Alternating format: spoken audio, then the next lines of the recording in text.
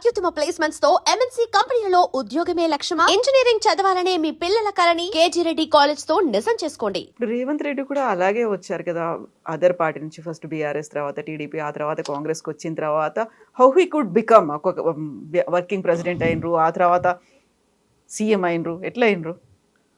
See, that's what I'm saying. Quality of person to understand the reality. Congress party Telangana ఇచ్చింది UPA ప్రభుత్వంలో, కానీ తెలంగాణ ప్రజలను మేమే ఇచ్చినామని చెప్పుకోవడంలో వైఫల్యం చెందింది. ఎందుకంటే కేసీఆర్ ఈజ్ ద స్మార్టెస్ట్. అప్పుడు 2014లో కేసీఆర్ అనే వ్యక్తిని వచ్చిన తెలంగాణ నా వల్ల వచ్చిందని తెలంగాణ ప్రజల ముందు పోర్ట్రే చేసుకోగలిగారు. అప్పుడున్నటువంటి కాంగ్రెస్ నాయకులు చేసుకోలేకపోయారు. పొన్నాల లక్ష్మయ్య గారు 2014లో, తర్వాత 2018లో ఉత్తమ్ కుమార్ రెడ్డి గారు ప్రయత్నం చేసిర్రు, కానీ అప్పటికే ఆయన బలవంతుడు అయిపోయాడు ఫైనాన్షియల్గా అన్నిట్లల్లో. సో 2018లో మిస్ అయినాం. 2023 ఈజ్ అ రైట్ టైం, ఎందుకంటే 10 years of governance, anti incumbency. Right టైంకి రేవంత్ రెడ్డి గారు మెస్సీ లెక్క గోల్ పోస్ట్లో గోల్ కొట్టాడు. కరెక్ట్ టైంకి ఆ బాల్ ఆయన దగ్గరికి వచ్చింది, ఆడ వాబ్లింగ్ చేసుకుంటా కరెక్ట్ టైంకి గోల్ పోస్ట్లో కొట్టడానికే క్లియరెన్స్ ఉంది, కొట్టేసింది. That is the player. Time is very important when you are opportunity కోసం వెయిట్. మీరు అట్లా అనుకుంటే మరి అదే రేవంత్ రెడ్డి గారు మంత్రి పదవి తీసుకోవాలనుకుంటే నేను ఒకటే సింగిల్ లైన్లో చెప్తాను మీకు. 2006లో జెడ్పీటీసీ, అది టీఆర్ఎస్ పార్టీ ఇండిపెండెంట్. తర్వాత టీఆర్ఎస్కి వచ్చింది, రాలే. 2002లో టీఆర్ఎస్లో అప్పుడు కేసీఆర్ ఉద్యమం అని చెప్పి పిలిచిండు, పిల్లగాడు కొద్దిగా పనికొస్తాడు మనకని. ఆయనతో తిరిగి నాకు 2004లో టికెట్ అడిగితే టికెట్ ఇవ్వలేదు, వదిలేసి సపరేట్గా ఈ అసెంబ్లీ ఎట్లా లేదు మనకని ఒక జెడ్పీటీసీ స్థానంలో సొంతంగా ఆయనే నిలబడి గెలిచాడు, అంటే వితౌట్ ఎనీ బీఫామ్. ఆ నుంచి ఫస్ట్ టైం ఎమ్మెల్సీలు వచ్చినాయి. కాంగ్రెస్ రాజశేఖర్ రెడ్డి వేవ్, జగదీశ్వర్ రెడ్డి అనే వ్యక్తి కాంగ్రెస్ బీఫామ్ ఇస్తే ఆయన మీద ఇండిపెండెంట్గా కాంగ్రెస్లో గెలిచిన ఎంపీటీసీలను జెడ్పీటీసీలు అందరితోటి మంతనాలు చేసి గెలిచిండు. అంటే ఎంత టాలెంట్ ఉండాలి. ఇందాక మీకు చెప్పిన వార్డు రాజకీయాల లెక్కనే అది. అంటే ఒక రాజశేఖర్ రెడ్డి గారు కనుసందలో నడుస్తున్న ఎన్నికను క్యాంప్ రాజకీయం అది. దాంట్లోనే ఆ రోజు సింబల్ లేకుండా టీడీపీ వాళ్ళతోటి కాంగ్రెస్ వాళ్ళతోటి ఓట్లు వేయించుకొని ఎమ్మెల్సీ అయ్యిండు. 700 ఓట్లు 800 ఓట్లు ఉంటాయి అంతే. Is talented. ఎమ్మెల్సీ కూడా ఏంది, ఇండిపెండెంట్. సో మరి ఆయనకు మీరు అన్నట్టు he has got that ambition. ఆయన అనేది ఏంటంటే 2009లో ఆయన ఆ టాలెంట్ తోటి గెలిచినాక రాజశేఖర్ రెడ్డి గారు అందరు కన్ఫ్యూజ్, ఎవరైనా రోజు వచ్చి అప్పుడు ఆయనకు మైక్ దొరికింది మాట్లాడటానికి యాజ్ ఏ కౌన్సిల్ మెంబర్గా. ఆయన వాక్చాతుర్యం ప్రజలకు అర్థమైపోయింది. ప్రతిపక్ష పాత్ర పోషిస్తున్నటువంటి ఆయనను ఇమీడియట్గా అప్పుడు రాజశేఖర్ రెడ్డి గారు దగ్గరికి పోతే టాలెంట్ ఉంది, యంగ్, డైనమిక్, మంత్రి పదవి అనేది నథింగ్ ఆయనకు, నెగోషియేట్ చేసుకుంటే. కానీ రూలింగ్లో కాదు, నాకు జీవితంలో ఏముంది, నేను ప్రతిపక్షంలో ఉండి ఎదగాలనుకోండి. రూలింగ్లో పోతే దాచుకోవాల్సి వస్తుంది, ఎదగవు. ఎందుకంటే రూలింగ్లో పోతే సప్పట్లు కొట్టాల్సిందే, అడగనికి ఏమి ఉండదు కదా, అంత బాగానే ఉందని చెప్పాలి. ప్రజల మధ్యనకు పోవాలంటే అపోజిషన్లు ఉంటేనే పోగలుగుతావు, అపోజిషన్ నుండి ప్రజల తరపున పోరాడగలుగుతావు. సో ఈ మేడ్ అండ్ అపోజిషన్లో ఉండాలి అనే ఒక మైండ్ని ప్రిపేర్ చేసు. సో ఆయన అక్కడి నుంచి మొదలుపెట్టి 2014లో కేసీఆర్ తోటి కాంప్రమైజ్ అయ్యి ఉంటే మంత్రి పదవి వచ్చేది. చంద్రబాబు నాయుడు కదా శత్రువు కేసీఆర్కు. ఆ రోజు ఈయనతో మంతనాలు చేసి చంద్రబాబు నాయుడు ఆయనను 2009-14లో ఆయనకు కొడంగల్ సీట్ ఇచ్చి ఆ నమ్మకంతో ఎమ్మటి ఉన్నాడు. ఆ రోజు వీళ్ళు ఇచ్చే నెగోషియేషన్కి ఇంటే ఆ రోజు కూడా మంత్రి పదవి వచ్చేది. అల్టిమేట్ గోల్ చంద్రబాబు నాయుడు బద్నాం చేయాలనే కదా కేసీఆర్. కానీ దేనికి లొంగలేదు, ఆ పొజిషన్లోనే ఉండు. పోనీ కాంగ్రెస్లోకి ఎందుకు వచ్చిండు 2017లో? నిజంగానే ఇక్కడ అప్పుడు ఏముంది, 18లో ఆయనే ఓడిపోయాడు కదా, ఈ కాంగ్రెస్లోకి వచ్చినందుకే ఓడిపోయాడు.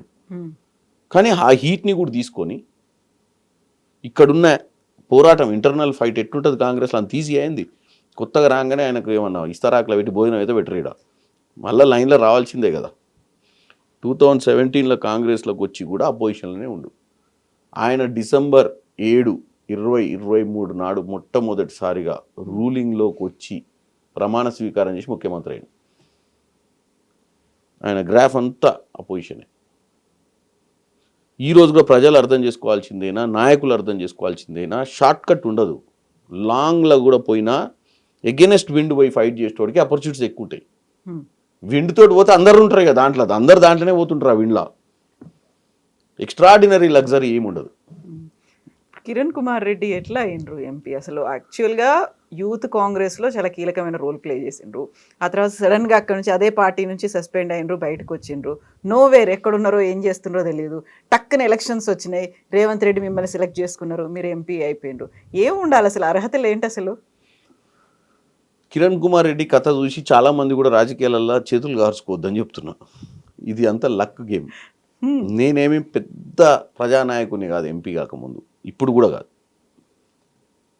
నేను ఓన్లీ కాంగ్రెస్ పార్టీలో వర్కర్ని.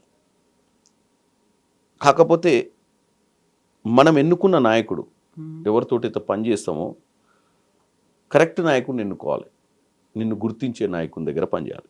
నీ టాలెంట్ని గుర్తించే నాయకుడి కింద పనిచేయాలి. ఆ నాయకుని కూడా ఎటువంటి టాలెంట్ ఉండాలంటే నీ దగ్గర పనిచేసేటోళ్ళల్లా ఎవడు గుర్రము ఎవడు గాడిదో తెలిసి ఉండాలి. గుర్రాన్ని గాడిదను ఒకే దగ్గర కట్టేస్తే ఏమైందంటే గుర్రం కూడా గాడిదే ఇద్ది, పనిచేయదు. రేవంత్ రెడ్డి గారి దగ్గర నేను 2017లో నాకు పరిచయం అయిన తర్వాత క్రియాశీలకంగా మళ్ళీ యాక్టివ్ అయిన. రాహుల్ గాంధీ గారు పిలిచిర్రు, 16లోనే పిలిచిర్రు నన్ను. కానీ నాకు రేవంత్ రెడ్డి గారు పరిచయమైన మొదటి రోజే ఆయన అన్నాడు, అరే నువ్వు మళ్ళీ యాక్టివ్గా మనం కలిసి పనిచేద్దామని. నాకు ఆయనకు వేవ్ లెంత్ సెట్ అయింది. అంటే మాట్లాడుకోవడం కానీ, మా ఇద్దరికి కొంచెం టాకింగ్లో కొంచెం ఏంటంటే ఒక లీడర్ లెక్క కాకుండా ఒక ఫ్రెండ్స్ లెక్కనో, ఒక అన్న లెక్కనో, అన్న తమ్ముడు ఒక జోవియల్ అట్మాస్ఫియర్ ఉంటుంది రేవంత్ రెడ్డి గారితో పనిచేస్తే. మరీ బిడ్స్గా పట్టుకొని కూర్చొని అవసరం ఉండదు, పెద్ద లీడర్ల ముందు కూర్చున్నట్టు. మంచిగా ఫ్రీగా మాట్లాడుకోవచ్చు, ఆయనతోటి ఎక్స్చేంజ్ చేసుకోవచ్చు. ఆయన కూడా మనకు మ్యాక్సిమం ఇన్పుట్ ఇస్తాడు, ఇన్ఫర్మేషన్స్. సో అట్లా మనకు అడ్వాంటేజ్ అయింది. ఒక్క మాట చెప్పగానే వచ్చేసిండ్రా ఓకే అనుకొని మళ్ళీ?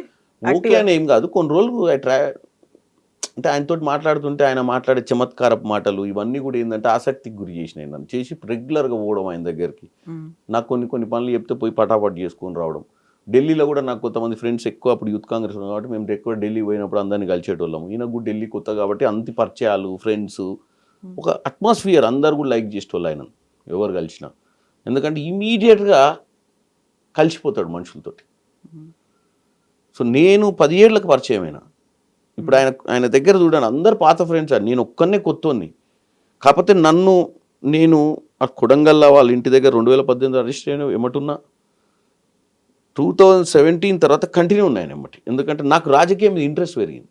కాకపోతే ఆయనే ఒక పార్టీ మారి ఇటువైపు వచ్చిండ్రు. అంత నమ్మకం, ఆ ఇంట్రెస్ట్ ఎందుకు మీకు కలిగింది? అదే చెప్తున్నాండి, ఆయన ఈ పార్టీలకు వచ్చిండు. అంతకుముందు ఆ పార్టీలు ఉన్నప్పుడు నాకు ఆయన ఎవరో తెలియదు. ఈ పార్టీలకు వచ్చినాక నేను ఆయనలో ఒక స్పార్క్ చూసిన, స్పాంటేనియస్ థింకింగ్. ప్లస్ నువ్వు పనోని అని తెలిస్తే నీ ఎమ్మటి పడతాడు, ఎత్తుక్కుంటూ వస్తాడు. నేను ఫస్ట్ నాకేమొద్దన్న రాజకీయాలు, ఇంకా నాకు ఓపిక లేదు, ఆ స్థాయి దా లేదు, నేను తట్టుకోలేనన్న కాడ ఎనర్జీ ఇచ్చిండు. నువ్వేందనుకుంటున్నావు, నువ్వు అనుకుంటే ఏదేం చేయగలుగుతావు అని ఒక ఎగ్జాంపుల్ కూడా చెప్పిండు. గతంలో కూడా చెప్పిన, నువ్వు చాలా టాలెంట్ ఉంది నీ దగ్గర, నువ్వు యంగ్ విడో అయినావు అంటే నువ్వు రాజకీయాలకు వచ్చి ఒకేసారి ఏదో తప్పుదం జరిగిపోయి నేను నాతోటి కాదని చెప్పి అస్త సన్యాసం చేసినావు. నువ్వు యూ హ్యావ్ టాలెంట్ అని ఇండైరెక్ట్గా మనం ప్రొవోక్ చేయడంతో మళ్ళీ యాక్టివ్ అయినావు. ఎంపీ అయితే ఎంపీ గాను, ఎమ్మెల్యే అయితే ఎమ్మెల్యే గాను అనేది లేకుండే. But I want to see that ఈ గెట్స్ ఆయన గోల్ రీచ్ కావడంలో మన భాగస్వామ్యం ఉండాలి. నాయకుడు కావాల్సిన అవసరం లేదండి, నాయకుని ఎమ్మటుండి నాయకుడిని చేసే తృప్తి కూడా ఉండాలి మనకు. ఇప్పుడున్న వాళ్ళందరూ కూడా ఒకటి చెప్తున్నాం, మనం ఒకరిని నాయకుడిని చేయాలన్న మనస్ఫూర్తిగా నమ్మినప్పుడు మనం కూడా నాయకులం అవుతాం ఏ రోజు. ఎందుకంటే నీకు ఆ స్పిరిట్ వస్తుంది, ఆ నాయకుడి మీద నీ మీద నమ్మకం కూడా ఏర్పడుతుంది. ఎందుకంటే నా టికెట్లో ఆయన టికెట్ ఇస్తా అన్నాడు, టికెట్ కోసం నువ్వు ట్రై చేసుకో. నల్గొండ రాజకీయాల్లో నేను క్రియాశీలకంగా వచ్చి ఏం చేయలేను. నేను ఒక ముఖ్యమంత్రిగా నీకు ఒక మాట సాయం చేయగలుగుతా, కానీ గ్రౌండ్లో పోయి నువ్వు అందరినీ బట్లాడుకోవాలంటే నేను కోమటిరెడ్డి వెంకరెడ్డి గారి దగ్గరికి, రాజగోపాల్ రెడ్డి గారి దగ్గరికి, మా దగ్గర ఉన్నటువంటి అప్పటికే నేను ఎన్నికలలో క్రియాశీలకంగా పాల్గొన్న అసెంబ్లీ ఎన్నికలు కాబట్టి మందుల శామ్యులు, ఉత్తమ్ కుమార్ రెడ్డి గారు సరే సీనియర్ కానీ మా పార్లమెంట్ కాదు.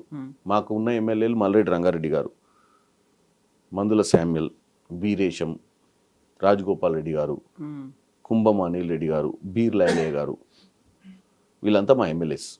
సో ఎమ్మెల్యే కన్సర్న్ కూడా ఉంటుంది కాబట్టి ఎమ్మెల్యేస్ అందరినీ నేను ఫస్ట్ ఒక సోదరుని లెక్క నన్ను ఎలక్షన్లప్పుడు వాళ్ళ కోసం తిరిగిన కాబట్టి అరే నువ్వు వస్తే మంచిగా ఉంటుందా, మాకు కొద్దిగా ఫ్రీక్వెన్సీ మ్యాచ్ అయింది ఎంగ్ కాబట్టి మాకు కూడా ఎంపీ ఇట్లా ఉండాలి రైతురే కొట్టుకుంటోడు ఉంటే మా ఎమ్మటి కొద్దిగా ఈజీ ఉంటుంది మాకు కూడా పని చేసుకోవడానికి అనే ఫీలింగ్ అందరూ మ్యాచ్ అయిపోతుంది, వేవ్ లెంత్ మ్యాచ్ అయిపోతుంది. ఎంపీ అనగానే ఆడి పెద్దోడు చిన్నోడు అని ఉండకుండా నువ్వు అవసరమైతే మాతోటే కూర్చుంటావు, మాతోటే ఎటంటే అటు వస్తావు. సో మాకు కూడా ఈజీ ఉంటుంది. ఊకే మళ్ళీ ఈ డిఫరెన్స్ ఒపీనియన్స్ ఉండవు, గ్రూప్ రాజకీయాలు ఉండొద్దు అన్న ఉద్దేశంతో వాళ్ళందరూ నన్ను ఎంకరేజ్ చేసిరు. రాజగోపాల్ అన్న కూడా నాకేమొద్దు, నేను నిలబడదలుచుకోలేదు, మా ఇంట్లో ఫ్యామిలీకిన చెయ్యి కిరణ్ అని చెప్పి ఎంకరేజ్ చేయడమే కాకుండా రాజగోపాల్ రెడ్డి గారు అవుట్ ఆఫ్ ద వే వచ్చి నా కోసం 7 నియోజకవర్గాలలో కష్టపడ్డాడు. ఇంత ఖర్చు ఆయనంతలో ఆయన పెట్టుకొని కూడా చేశాడు. సో ఆయనకి ఎప్పటికీ రుణపడి ఉన్నాను నేనైతే ఆ విషయంలో. మొదట రేవంత్ అన్న ఫస్ట్, ఎందుకంటే మనల్ని మళ్ళీ పట్టాలు ఎక్కించిండు. పట్టాలు ఎక్కియడమే కాకుండా ఒక అవకాశం ఇచ్చిండు. సెకండ్ నేను లైఫ్లో ఎవరికైనా రుణపడి ఉన్నా అంటే రాజగోపాల్ రెడ్డి గారికి, ఎందుకంటే అవుట్ ఆఫ్ ద వే చేసిండు నా పార్లమెంట్ ఎన్నికలు. సో డెఫినెట్గా నేను యంగ్స్టర్స్కి ఏం చెప్తున్నా అంటే ఇవన్నీ ఏంటంటే నాకు ఎవరు లేరు బ్యాక్గ్రౌండ్, మా మదర్ సైడ్ నుంచి కానీ మా ఫాదర్ సైడ్ నుంచి కానీ, మా తాత, మా నాయనమ్మ, మా అమ్మమ్మ, మా mother side paternal maternal both sides political ఎవరు లేరు background. Plus more over middle class family. నా గురించి తెలిసిన వాళ్ళు చాలామంది ఉంటారు. అంటే మిడిల్ క్లాస్ అంటే యావరేజ్ మిడిల్ క్లాస్ ఫ్యామిలీ. సరే రెడ్లు ఊర్లో లేదో ఆస్తులు ఉంటాయి చిన్నప్పటి, కానీ ఎన్నికలు చేసే స్థాయి ఉన్నంత కుటుంబం కాదు. కాబట్టి మనం ఒక సక్సెస్కి చాలా కారణాలు ఉంటాయి. ఒక లీడర్ ఉండాలి, మనకు డెడికేషన్ ఉండాలి, ఎన్నికల టికెట్ ఇచ్చినాక కూడా ఫోకస్ ఉండాలి దాని మీద, అన్నిటికీ రెడీ అయిపోవాలి ఆల్ ఇన్ చేయడానికి. అంటే ప్రతిదీ చూద్దామే ఇలా టికెట్ వచ్చినాక గెలవని వాళ్ళ పరిస్థితి కూడా దారుణంగా ఉంటుంది. సో ఇట్స్ గుడ్ ఎగ్జాంపుల్ ఏంటంటే నా సక్సెస్ అనేది నా డెస్టినేషన్ నేను రీచ్ అయ్యానండి. Today I'm very happy. నాకు ఫర్దర్గా I don't have big aim. అంటే అందరు అనుకుంటారు నేనేదో ఎక్కువ పార్లమెంట్లో 100% అటెండెన్స్, మీడియాలో మాట్లాడుతుంటా, ప్రతి దగ్గర ఏదో పెద్ద ఏం, ఈవెన్ కాంగ్రెస్ పార్టీలో ఏమైనా కానీ రెస్పాండ్ అవుతారు, మాట్లాడతారు. కాకపోతే నాకు ఏంటంటే నాకు ఈ అవకాశం వచ్చింది కాబట్టి ఈ 5 years మ్యాక్సిమం ఈ వేస్ట్ చేయొద్దు టైం. ఎంతమందినన్నా కలవాలి, ఏ ప్రోగ్రామ్ అయినా అటెండ్, ఎన్ని పెళ్ళిళ్ళు అటెండ్ కావాలి, ఎన్ని వీలైనన్ని పెళ్ళిళ్ళు, ఒక 10 ఉంటే 10 అటెండ్ కావాలి. 2 నిమిషాలన్నా పైకి ఎక్కి స్టేజ్ ఎక్కి దిగాలి, వచ్చిపోయిందని తెచ్చుకోవాలి పేరు. వీలైనంత వరకు పార్లమెంట్లో ప్రతిరోజు అటెండ్ కావాలి, ప్రశ్నలు వేయాలి. వీలైనంత వరకు అసెంబ్లీలో అదే ఏదైతే గవర్నమెంట్ ప్రోగ్రామ్స్ అవుతున్నాయో అన్నీ అటెండ్ కావాలి. ఇవి చేస్తే చాలు. నాకు 968 గ్రామ పంచాయతీలు ఉన్నాయి నా పార్లమెంట్లో.